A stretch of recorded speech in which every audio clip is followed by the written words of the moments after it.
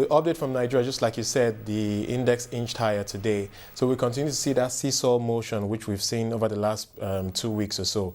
And well, ending the month of August, we saw the market significantly came down about 6%. So obviously showing the cautious sentiments of investors recently. Joining us in the studio to take a look at this market and the news flow coming from Nigeria today is Olukayode Akindele, Managing Director of Greengate Strategic Partners. Thanks so much for coming on to the program. Okay, let's start first of all by looking at, like I mentioned, the market is down 6% in August. Is this a buying opportunity? Will you be buying on this dip, speaking generally now? For medium to long term, yes. The values of some of the stocks are very good at the moment, especially if you have a long-term frame of mind, so definitely we're buying on that. Would that include the banks as well? It depends. I think on the rescue banks, no. On some of the tier 1 banks, yes. All right, well, now let's talk a bit about the banking sector. There was some news flow from the rating agency, Agusto & Co.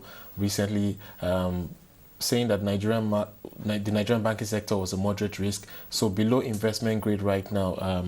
But however, I think the positive from that news was that they see in the next 2 years return on equity in the sector coming back to about 17%.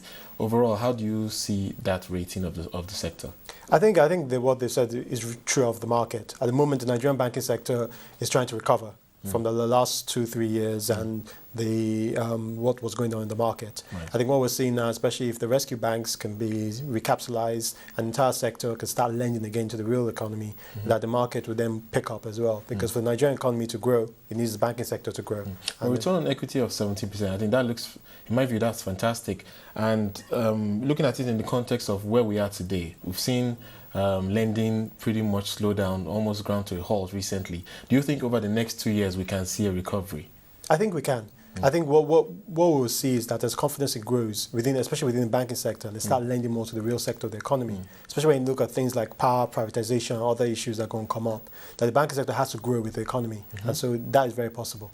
Okay, now let's quickly touch on some other news. The cement sector, obviously there was some news out yesterday or over the weekend about new policies regarding imports.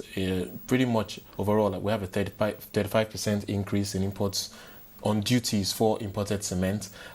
Which stocks or which companies do you think will be the big winners from that new policy?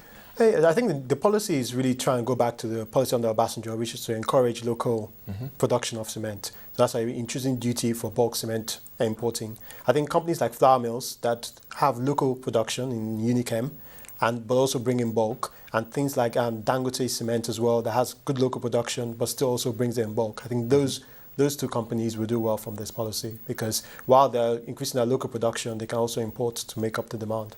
Okay, I have to wrap up now, but very quickly, what about BCC? They released half-year results recently.